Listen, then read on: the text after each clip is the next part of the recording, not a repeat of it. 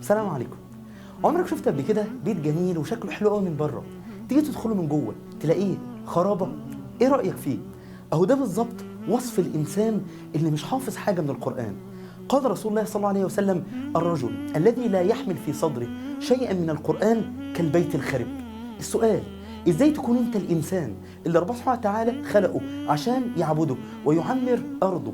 ازاي يكون هو شخصيا خرابه؟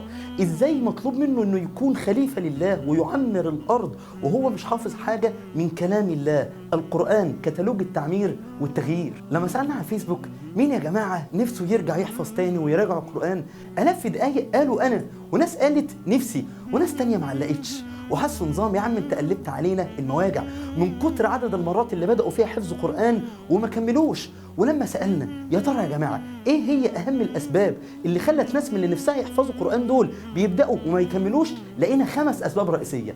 السبب رقم 1 هو ضعف الإرادة، ان ما عندوش الإرادة القوية اللي تخليه يبدأ حفظه ويكمل للآخر.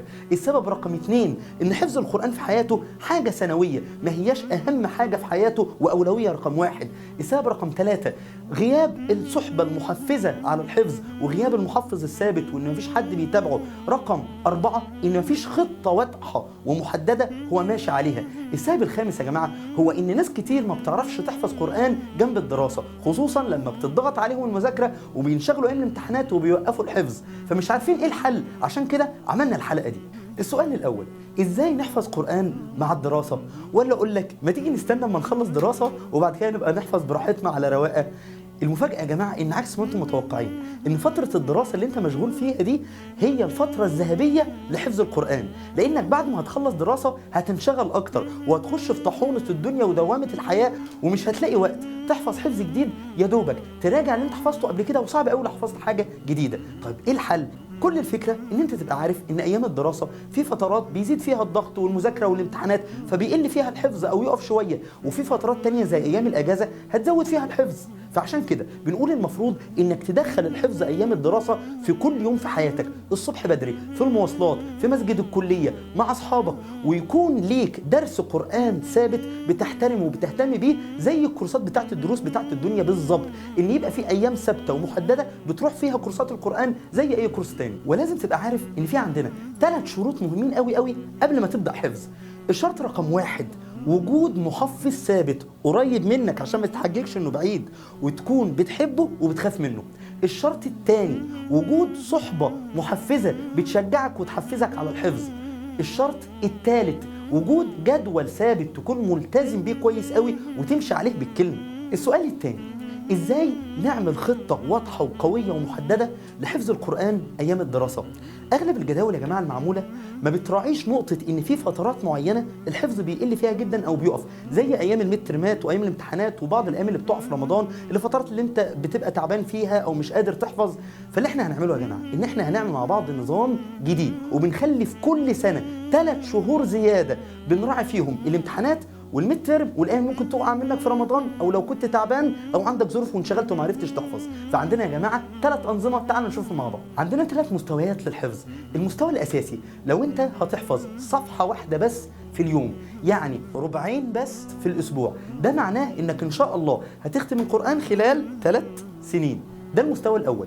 المستوى الثاني نصه للناس اللي همتها اضعف شويه، لو انت حفظت نص صفحه بس في اليوم، ده معناه انك هتحفظ ربع واحد بس في الاسبوع، يبقى ده معناه انك هتحفظ القرآن خلال 6 سنين ان شاء الله. طيب المستوى الثالث بقى المستوى العالي للناس اللي همتها عالية، لو انت هتحفظ ان شاء الله صفحتين في اليوم، يعني حوالي حزب كامل في الاسبوع، فكده ان شاء الله هتقدر تختم القرآن كامل خلال 1.5 سنة بس. يبقى هي دي يا جماعة ال3 مستويات اللي عندنا لحفظ القرآن. تعالوا نقرب كده ونشرح مع بعض المستوى الأساسي، إزاي تحفظ القرآن في 3 سنين. الفكرة باختصار إن إحنا عندنا القرآن 30 جزء هنحفظه مع بعض في 30 شهر. 30 شهر يعني 2.5 سنين. إزاي بقى 3 سنين؟ الفكرة إن خلال 2.5 سنين دول إحنا سايبين في كل سنة 3 شهور لأوقات الانشغال بتاعتك، الامتحانات والميد ترمات ورمضان، فترة تعبان فترة مشغول، فعلى هذا الأساس سايبين 6 شهور كاملين بحيث إنك تحفظ القرآن خلال 3 سنين. وتعالى اما نشوف مع بعض يا جماعة نقطة الميعاد الثابت وأهميته. لو قلنا إن إحنا إن شاء الله يا جماعة من بعد الفيديو ده ناس هتبدأ معانا الحفظ إن شاء الله من 1 11 2016. احفظوا الميعاد ده كويس يا جماعه، من 1 11 2016 احسب لي بعدها ب3 سنين، يبقى ان شاء الله باذن الله الميعاد اللي نحفظ فيه القران يا جماعه باذن الله يكون 1 11 2019، بعدها ب3 سنين بالظبط. التاريخ ده لازم تكون فاكره كويس قوي، ويكون اهم تاريخ في حياتك، اهم من تاريخ ميلادك، من تاريخ تخرجك.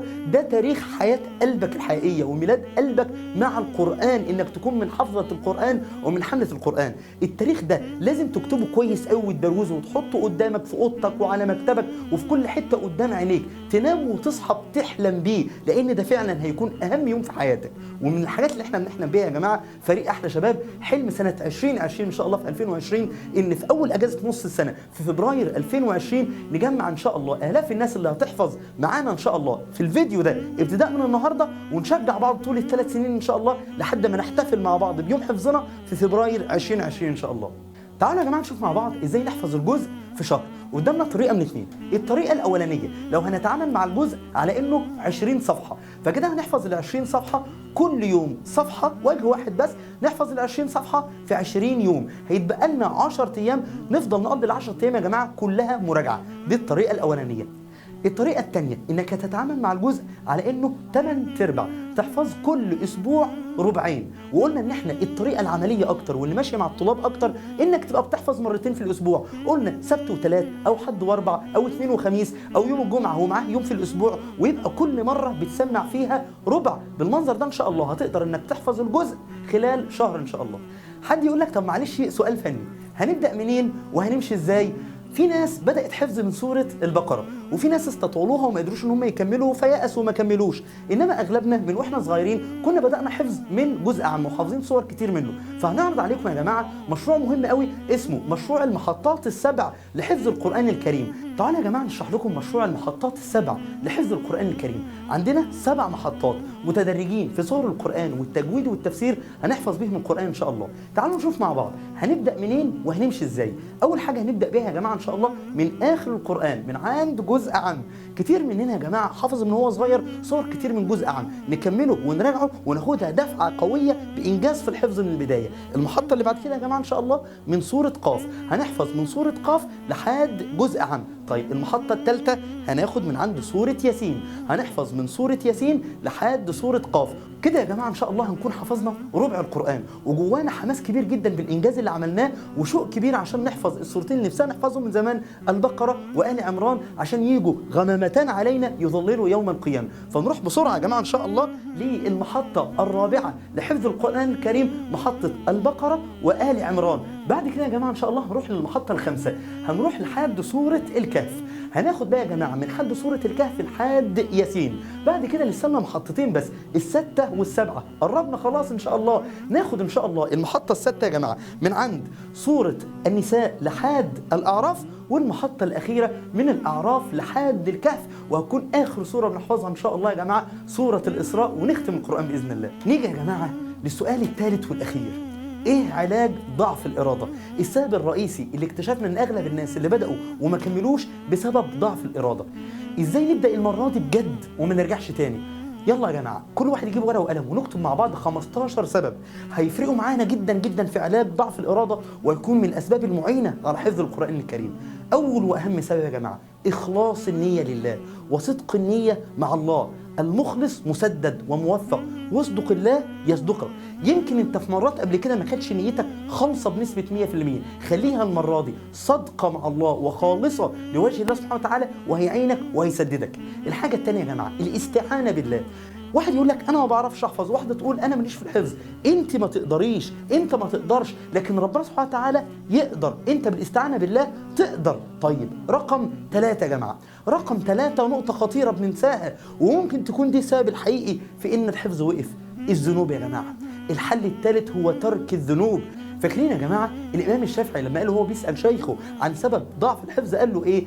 شكوت الى وكيع سوء حفظي فأرشدني إلى ترك المعاصي وأخبرني بأن العلم نور ونور الله لا يعطى لعاصي. فهي دي النقطة المهمة. ممكن يكون الأغاني اللي سمعتها، البنت اللي مشيت معاها، الولد اللي كلمتيه في السر، المعصية دي هي سبب ان انت وقفت حفظ قرآن. توب لله سبحانه وتعالى وهترجع تحفظ تاني.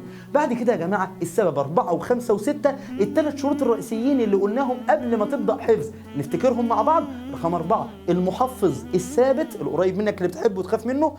بعد كده الصحبة المشجعة على الحفظ اللي بتحفزك وتشجعك. ما تحفظش لوحدك. ليه؟ انت مش لوحدك، انت معاك 2 اعدائك، الشيطان ونفسك الاماره بالسوء. فاستعن عليهم بالاثنين دول، بالمحفظ اللي بتحبه وتخاف منه وبالصحبه الصالحه المشجعه. رقم 6 يا جماعه الجدول المحكم الواقعي في الجداول اللي قلناها اللي تلتزم بيه كويس جدا. 7 و8 افهم وطبق.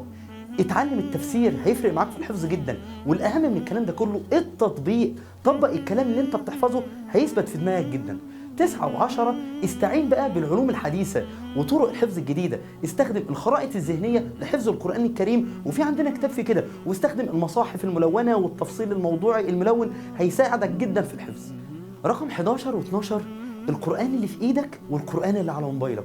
مهم جدا جدا مصاحبة القرآن، يكون في مصحفك الصغير اللي في جيبك او الموجود في شنطتك اللي تفتحه وانت موجود في المواصلات، في اماكن الانتظار، في اي حاجة. ما تأمنش قوي الموبايل عشان بيفصل شحن كتير، فمهم جدا يكون معاك مصحفك. رقم 12 ان احنا عندنا كله على البلاي ستور، في ابس كتير على الكمبيوتر تقدر تخش وتدخل عليها حاجات من القرآن ومن التفسير وهكذا، تقرأ منها باستمرار بدل ما احنا كله قعدنا على الموبايل على السوشيال ميديا والفيسبوك والواتساب والكلام ده. نفتح يا جماعة ونقرأ قرآن ونحفظ ونتعلم تفسير على قد ما نقدر. رقم 13 كتب متشابهات القرآن، زي كتاب متشابهات القرآن للوراقي، انك تعرف ايه الايات اللي شبه بعضها وبتخش في بعضها عشان تتقن الحفظ كويس قوي. 14 و15 في تثبيت الحفظ.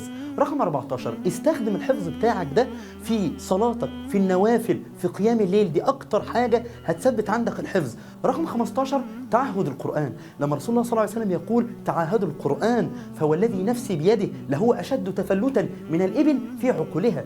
فاللي احنا عاوزين نقول يا جماعة إن القرآن لازم تعيش بيه وتعيش معاه وتراجعه باستمرار. ومن الحاجات يا جماعة اللي هتشجعكم جدا على حفظ القرآن وإتمام القرآن إنكم تحضروا حفلات تكريم أهل القرآن والناس اللي حافظة القرآن، ولحظة فرحة خاتم القرآن وهو بيقرأ آخر آية وبيبكي وبيسجد فرحا بعد أن أتم الله عليه حفظ القرآن.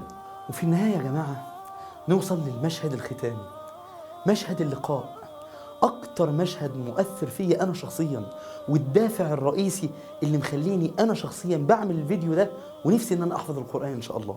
مشهد اللقاء ده يا جماعة هو مشهد اللقاء مع القرآن. أيوة يا جماعة القرآن اللي احنا بنحفظه ده هنقابله يوم القيامة يا جماعة إن شاء الله، وهو اللي هيعرفك قبل ما أنت هتعرفه. لما بنخرج من قبورنا يا جماعة بتجد رجل شاحب الوجه، هو يناديك ويقول لك ألا تعرفني؟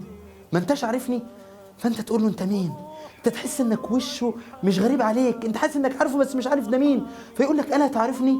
فتقول له لا أعرفك، من أنت؟ فيقول اسمع بقى بقلبك أنا صاحبك القرآن. شوف الكلمة صاحبك، أنا صاحبك القرآن، أنا من أظمأك بالهواجر، أنا من أسهرت ليلك. شوف العلامتين، إنك كنت بتطبق القرآن، إن كان القرآن بيخليك تصوم بالنهار وتقوم بالليل. ويقول ألا وإن كل تاجر اليوم وراء تجارته وإنك اليوم من وراء كل تجارة. يلي كنت ملهي عن القرآن بتجارة، يوم القيامة كل واحد وراء تجارته إلا أهل القرآن وراء كل تجارة. ويعطى الملك بيمينه ويعطى الخلد بشماله ويوضع فوق رأسه تاج الوقار. اللؤلؤة الواحدة فيه خير من الدنيا وما فيه. والمشهد الأجمل بقى ويكسى والداه حلتين لو قامت الدنيا ما تقدرش تعمل مثلهم. فكل واحد يا جماعة والده توفاه الله أو والدته توفاه الله ونفسه إن هو يكرمهم بجد يوم القيامة ويفرحهم، يحفظ القرآن. ويوم القيامة يا جماعة لما يلبسوا الحلتين الجمال دول ويقولوا بما كسينا هذا، احنا لبسنا الحلتين الجمال اللي في ناس يقول لك اسمها حلة الكرامة، احنا لبسناهم ليه؟ فيقال بأخذ ولدكما للقرآن، بأخذ ولدكما للقرآن، إن ابنكم ده كان بياخد القرآن وبيحفظ وبيراجع عشان يكرمكم يوم القيامة. وساعتها يا جماعة يقال لقارئ القرآن رتل وارتقي واصعد كما كنت ترتل في الدنيا، فإن منزلتك عند آخر آية تقف عندها. عارفين يا جماعة لما بنروح مول تجاري ونشوف الناس بتصعد وبترتقي بالأسانسيرات، في الجنة يا جماعة الارتقاء مش بالأسانسيرات، الارتقاء بما في صدرك من القرآن، ومفيش مصاحف هنقرأ منها، كل واحد بيقرأ من حفظه من اللي في صدره. فكل واحد يا جماعة ده حافظ سورة البقرة بيرتقي 286 درجة، ده قاعد بيرتل ويرتقي في آل عمران يطلع 200 درجة، واحد حافظ القرآن كله بيرتقي لحد ما يوصل إلى الفردوس الأعلى. يا خوفي لا تبقى قاعد بترتل وترتقي ويكون صورة ما حفظتهاش أو آية كسلت فيها، يبقى ما بينك وبين الفردوس الأعلى درجة واحدة بآية واحدة، لكن بكسلك وعدم حفظك وتوقيفك للحفظ ما طلعتهاش. فعايزك تحفظ وتبدأ القرآن لحد آخر آية. وفي الختام يا جماعة عاوزين نبدأ المرة دي بجد وما نرجعش تاني، ومهما كسلنا نرجع نجيب الفيديو ونشوفه من تاني ونتحمس تاني. عايزين نبدأ ولو بآية، آية واحدة في اليوم كان زماننا خلصنا. وما نوقفش يا جماعة المرة دي إلا لما نختم القرآن، نعيش ليل ونهار وإحنا بنحلم باليوم اللي نختم فيه القرآن ونفرح وعينينا تدمع من الفرحة وإحنا بنسجد سجدة الشكر يوم أن يمن الله علينا بحفظ القرآن. ربنا يرزقنا وإياكم يا جماعة حفظ القرآن ويفرحنا كلنا في اليوم ده. السلام عليكم ورحمة الله وبركاته.